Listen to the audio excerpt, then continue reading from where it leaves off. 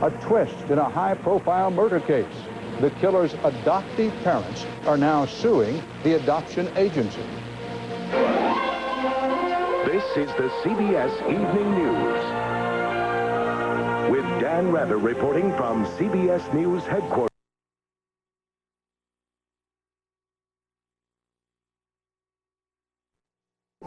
In New York. Good evening. Elizabeth Dole is out. The only woman running for the presidential nomination of either major party said today she was done in not by a clash of ideas, but a losing scramble for cash. Dole says she was outspent at least 75-1 by fellow Republicans George W. Bush and Steve Forbes. Bush gets a lot of his money from big business. Forbes spends a lot of his own. Against this, Dole said she had no chance. CBS's Phil Jones reports the larger implications of all this. Hello. Hi. Elizabeth Dole emerged today with her husband to announce that she had done some hard thinking about her presidential campaign during a flight from Seattle on Sunday night. When I arrived home, I told Bob that this time the odds are overwhelming. It would be futile to continue. The bottom line, said Mrs. Dole, remains money. Wherever you go, you find yourself answering questions, not so much about guns in the classroom or China in the World Trade Organization, but money in the bank and ads on the airwaves. Even after a surprisingly strong third-place finish in the Iowa straw poll 3 months ago, her campaign remained financially strapped. She joins 3 other high-profile Republican presidential candidates who also ran out of money and quit. Now only 3 prominent candidates remain: Governor George W. Bush, Senator John McCain, and publishing tycoon Steve Forbes. Frontrunner Bush, with his unprecedented $60 million raised, was appropriately gracious today. She is a trailblazer. She's an inspiration for a lot of women. Steve Forbes was the one who started huge primary spending by bankrolling his own candidacy in 1996, and now again in 2000. So my resources helped level the playing field against the establishment. As she quit today, Mrs. Dole claimed credit for accomplishing something other candidates have not.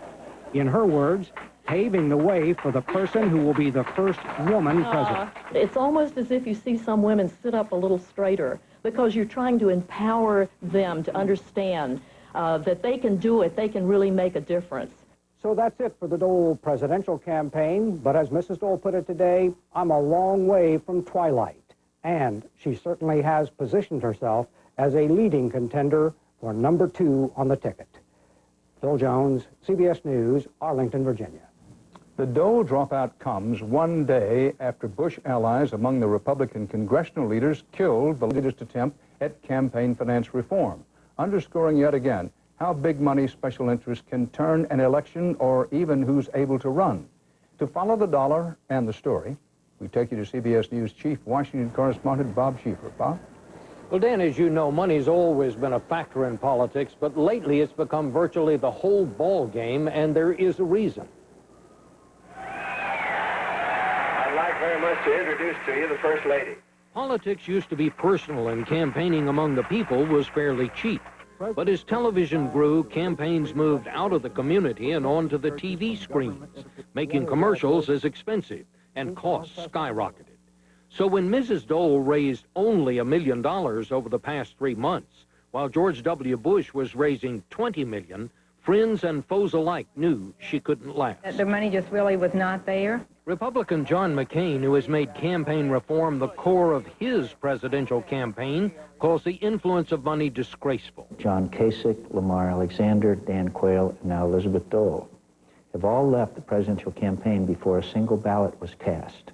Why? Because they didn't have sufficient money. Even the Democratic president, who was out fundraising for his party last night, professed sympathy. I regret the fact that finances alone kept her from going through the first few primaries. Current law limits contributions to candidates to $1,000, but frontrunner Bush has still managed to raise nearly $60 million.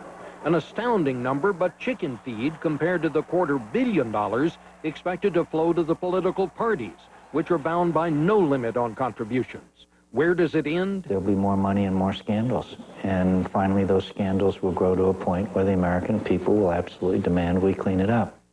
But not yet. Yesterday, it was the fourth time that Senate Republican leaders had blocked a vote on McCain's reforms, even though a majority of the House and Senate now favor them. Dan? Bob Schieffer on Capitol Hill. Senate Democratic leader Tom Daschle lashed out at Republicans today for opposing the nomination of Carol Moseley Braun to be the new U.S. ambassador to New Zealand. Daschle suggested that opposition to the former senator from Illinois is based on her race.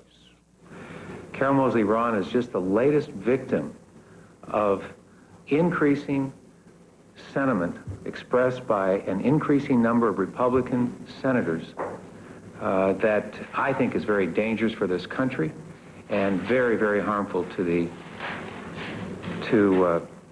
progress we've made on minority rights over many decades. Republican Senator Jesse Helms, whose Foreign Relations Committee will consider her nomination, says flat out he doesn't like her, but Helms insists his questions about her appointment have to do with her ethics, not her race. A couple of big money court rulings today. In a decision that could cost the tobacco industry billions, a Florida court said a jury can award one lump sum to those who won a health liability lawsuit against cigarette makers. The court had earlier said the awards must be decided in a potentially less costly way, one smoker at a time. In another case, a federal appeals court threw out a jury verdict that had said ABC News committed fraud in an undercover investigation of sanitary conditions at Food Lion supermarkets. Federal health officials voted tonight to recommend a new medical elective for all incoming college freshmen on campus nationwide. It's not a course, it's a shot of vaccine against meningitis. CBS News correspondent Elizabeth Callahan has the hard lesson behind this recommendation. Michael Skowronek overcame a childhood learning disability to get himself into Drexel University. We had some high hopes in terms of where he was going to be and what he was going to do. But just 6 weeks into his freshman year, Michael contracted bacterial meningitis. He was rushed to the hospital at 11 in the morning, and by 8:30 that night, he was dead. Meningitis is still extremely rare in the general population, but cases like Michael's are on the rise. Among 15 to 24-year-olds, the incidence has doubled in the last 5 years, and college campuses where people live in close quarters and get little sleep are emerging as meningitis hot zones. There are certain features of college life which put college students at risk. We know that living in crowded conditions, such as dormitories or residence halls, puts them at greater risk. Michigan State University has begun a mass vaccination in the wake of just one case. The vaccine has been available since 1981, a fact people like Melanie Ben never knew and wishes she had. I was floored. I had no idea. The meningitis she contracted as a college freshman caused gangrene, and Melanie's limbs were amputated. Now she devotes her time to spreading the word about meningitis on campuses. It's scary that a lot of people don't know about it or the vaccine, and I just think people have the right to know. Michael Skowronek's parents agree and think the government, which mandates the vaccine for all military recruits, is to blame for failing to educate the general public about a preventable disease.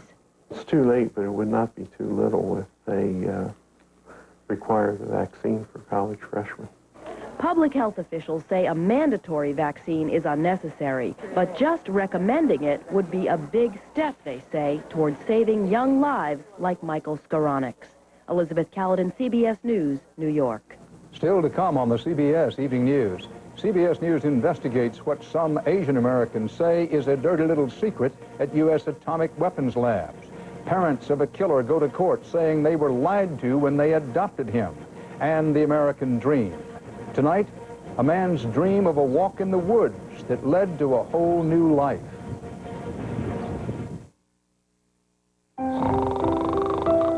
When dentures dream, they see the perfect denture cleanser. One with the stain-fighting power of Efferdent and the freshening power of Listerine. Well, little friend, dream no more. It's really here. It's called Efferdent Plus. It's extra fresh, and nothing gets your dentures cleaner. Efferdent Clean and Listerine Fresh. That's Efferdent Plus. If it's real chicken your dog wants, it's Prime you want. Because high-quality chicken is the primary ingredient in Pedigree Prime. Can you believe it? My husband, Nolan Ryan, has arthritis. So his doctor says stay active and take Advil to make it easier. I take it for my arthritis pain. So we can exercise together. Advil, stronger than pain. You've dreamed of opening your own place. Now stay healthy and energetic and enjoy it. Give your life a silver lining with Centrum Silver. Its age-essential nutrients may help maintain your immunity and help keep your heart healthy. Give your life a silver lining with Centrum Silver. Enterprise? Hi, my car's out of commission, so I'm out of commission. Enterprise will arrange to pick you up, This is great. drive you to our place, and get you on your way. Pick Enterprise. We'll pick you up. There is new fallout tonight from accusations that stolen atomic weapons secrets were funneled to China from U.S. nuclear weapons laboratories. CBS News has been told that Wen Ho Lee, a weapons lab scientist who's been mentioned as a suspect, will be indicted in the next week or two. Lee flatly denies any wrongdoing. CBS's Cheryl Atkinson has been investigating a related situation at the weapons labs. In this case, it goes beyond alleged spying to alleged prejudice. CBS News spoke to more than a dozen Asian American scientists and engineers from Lawrence Livermore National Lab, all U.S. citizens with top secret security clearances. Some asked us to conceal their identities.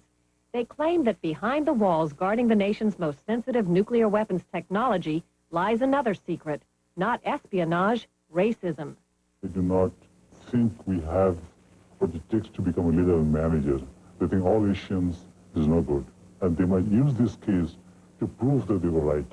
This case is the Wen Ho Lee case. The scientist named the prime suspect in the FBI investigation of Chinese espionage. But sources close to the investigation now say there may never be enough evidence to actually charge him with spying.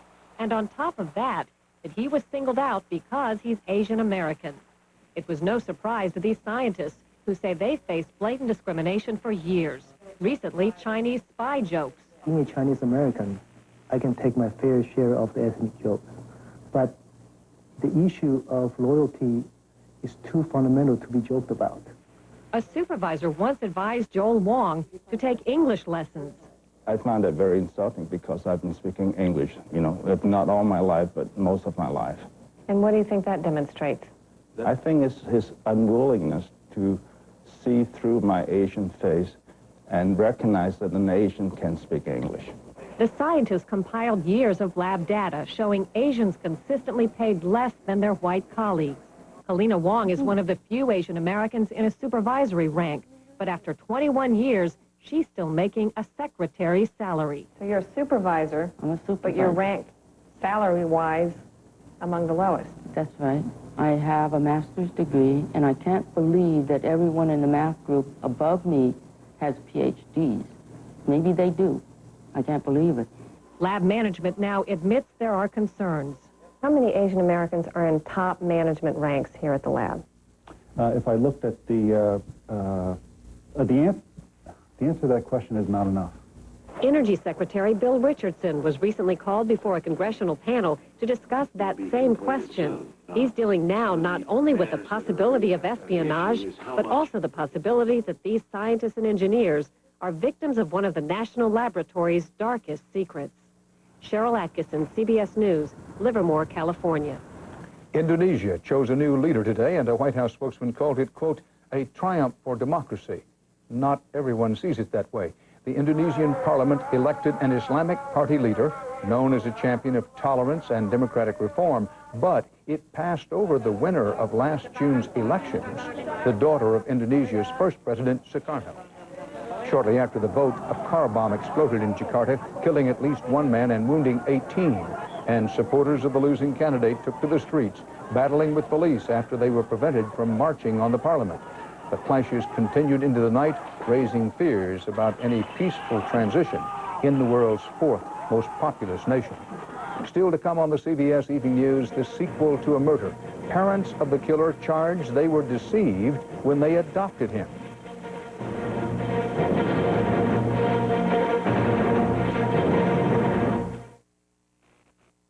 never thought we'd use OnStar for snakes. I just hate snakes. Yeah, traveling through Arizona, we blew a front tire. It shot off the road, and I looked down at the ground. It was crawling, rattlesnake. It was unbelievable. I pushed the OnStar button. Within seconds, the OnStar advisor pinpointed our location and sent a tow truck. Call the paramedics. Yeah, and kept talking, because we hate snakes.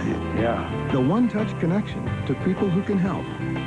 OnStar. Call 1-800-OnStar-7.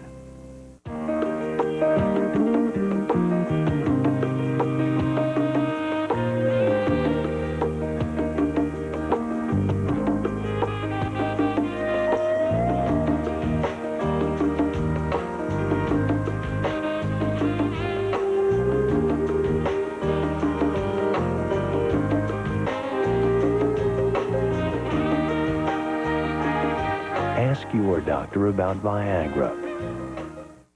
Labor of love took on a whole new meaning when Kyle was born.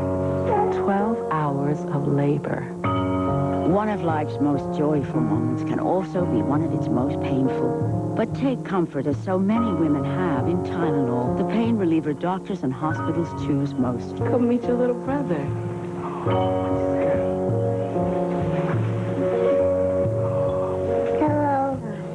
Tylenol, take comfort in our strength. Winter means dry skin. As a pharmacist, I know that the best therapeutic lotion for dry skin is Curel. Curel moisturizes better than any leading therapeutic lotion. It just heals dry skin better. You can see the cure in Curel. Does tossing one of these into your tank kill germs? Well, here's one way to be sure. Lysol Continuous Action Automatic Toilet Cleaner. It not only cleans, it kills germs. No other automatic toilet cleaner kills more. You have our word on it. CBS News confirmed today the FBI is planning to brief law enforcement troops next month on the potential for terror threats associated with the year 2000. Threats from both homegrown militias and others. The FBI told CBS's Jim Stewart the threat assessment involves extremists of all sorts, groups and/or individuals who may see the turn of the century as an excuse for violence or self-fulfilling prophecy. In the California courts, a horrifying murder case has wound up with a lawsuit by the parents of the convicted killer. They adopted him when he was a toddler, but now they say they would not have taken him if they'd been told the truth about him. CBS's Bill Whitaker has the latest twist in a family tragedy.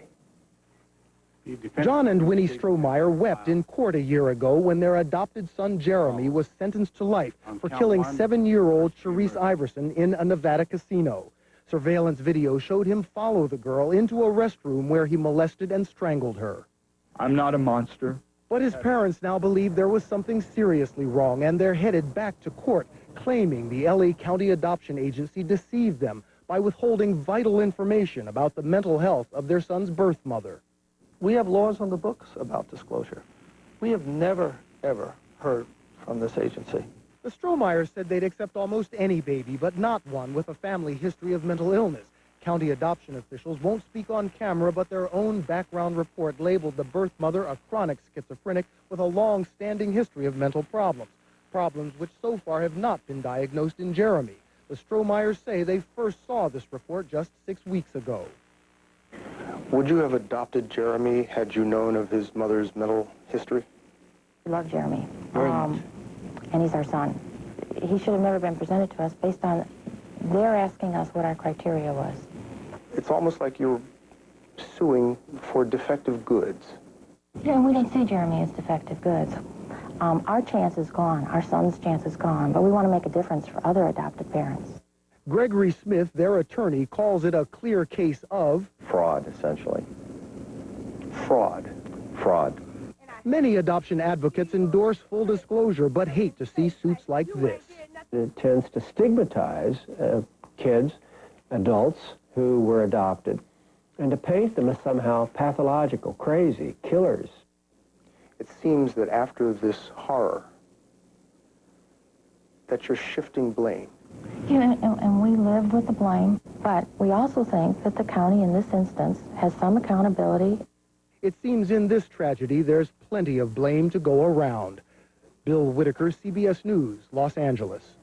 Coming up next here on the CBS Evening News, the American Dream. Tonight, the story of one man's journey to freedom, on foot.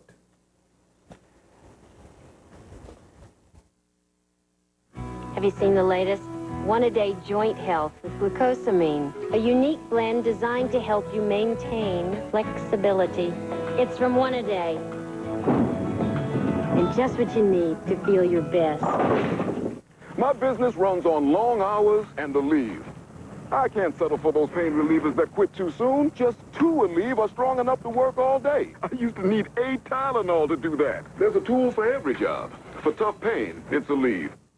Suffering from nasal congestion? A new kind of relief is about to be revealed because now there's a medicated nasal spray without one single preservative. Introducing Natravent, the only preservative-free nasal spray for long-lasting relief in one single spray. Finally, somebody figured it out. New Natravent. No preservatives, fast relief. Saline mist also available. Yoo-hoo! Ready to go shopping? Ready for a better way to get my fiber. You'll have to concentrate. Huh? Concentrate on these new Phillips fiber caps. New Phillips fiber caps don't contain sweeteners like most powders. They're the most concentrated fiber you can get, so they're just as effective as Metamucil. And there's no sweeteners. How do you know all that? I used my concentration. New Phillips fiber caps, effective fiber therapy without the powder. Every kid knows if you want to make the big leagues, you better eat your Wheaties. And every dad should know whole grain Wheaties may help prevent cancer. Numerous studies confirm a low-fat diet rich in whole grain foods like Wheaties may reduce the risk of certain cancers. So when he does make the big leagues, you'll be in the front row. 100% whole grain Wheaties and new Wheaties Raisin Bran, champions in the fight against cancer. Every Wednesday, we report on the American dream and all of its many and varied manifestations. Tonight, we look at one man's dream that was a journey of more than 2,000 miles, one that began with a single step. It was a long, hard trek, and one that changed the course of the man's life. Life was hard. I was born in 1936, just as we were coming out of the Depression. We had to live in a little shack because you couldn't find housing. J.R. Tate grew up in a small town in central Kentucky, a place where opportunity and money were sparse. My dad called me in that night, and he said, "Son, this is all the money I have in the world." It was $65. He said, "Take it and go as far as you can." His father hoped J.R. would take the family fortune and find a way to become a doctor, but he chose a different path, the Marine Corps. I had a hard time explaining that to my dad. It was a regimented life where he developed little tolerance for those around him, including his family. I was a very hard-boiled Marine lieutenant colonel, very competitive. Once he retired, his dream began when J.R. met 2 women coming off the Appalachian Trail. They were all muddy. Their hair was matted. I was mesmerized. And I went home that night and I told my wife about it, and I said, I want to do that. The dream became to hike the Appalachian Trail. The trail starts here in northeast Georgia and goes up all the way through 14 states to Baxter State Park in north central Maine. That's more than 2,000 miles of rugged terrain. What do you think it is, about 40-something outside? 1 mile, 30 minutes later, I thought, my goodness, only 2,142 miles left. I got blisters. My feet hurt, my knees hurt. I cried. You just have to grind out the miles day in and day out. Boy, I'm glad I'm not hiking in that right now. J.R. made it to the end of the trail, and what started out as a dream come true turned into a life-altering experience. It was like I had a film over my eyes, and the film was lifted. When I finished, I came home, and my wife said, "What has happened to you?" I was a different person. I was free of stress. I lost the desire to be competitive. The hard-boiled edge was gone. I was so tolerant of others. It's a life-changing experience. I am blessed. I am truly blessed. I am so thankful that I have the ability to recognize this. One more. J.R. Tate has now hiked the trail 3 times. He's writing a book about it to let young people know it's there and to encourage older people to dream and start walking.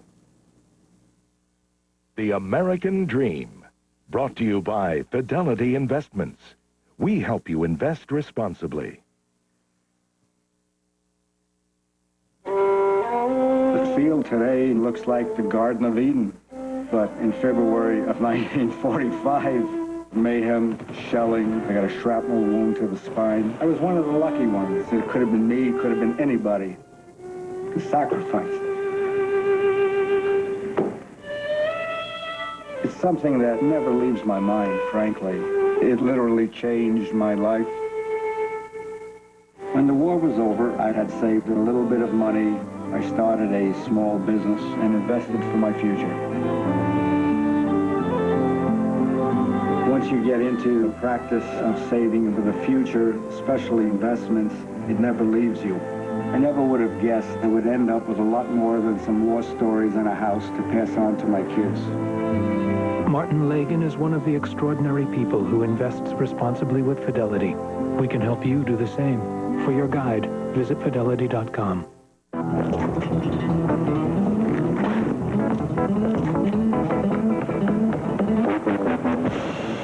Mom, did that file open yet? No. Buy a Gateway PC with the YourWare program and you can trade it in toward the purchase of a new one in 2 years. Mom! So you'll never have an old computer. Call now. Get a Gateway PC with an Intel Pentium 3 processor and a printer for $38 a month. Right now at LensCrafters, you can get a complete pair of great-looking glasses for only $99 and your choice of hundreds of the latest styles. The LensCrafters $99 complete pair sale. Only $99. You can't afford to miss an offer like this. Hurry. Offer ends soon. There are those among us with very simple tastes. They only want the best. And for them, there's Fancy Feast gourmet cat food. Exceptionally moist and delicious.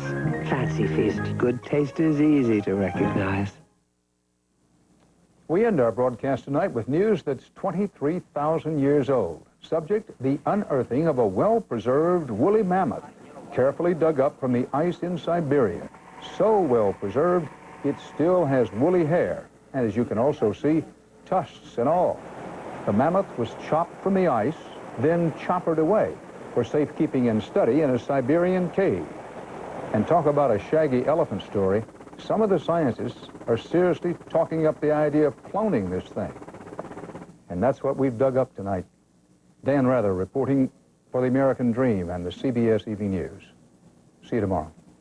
Good night. For news 24 hours a day, CBS.com on the internet and on our interactive partner, America Online, at keyword CBS News.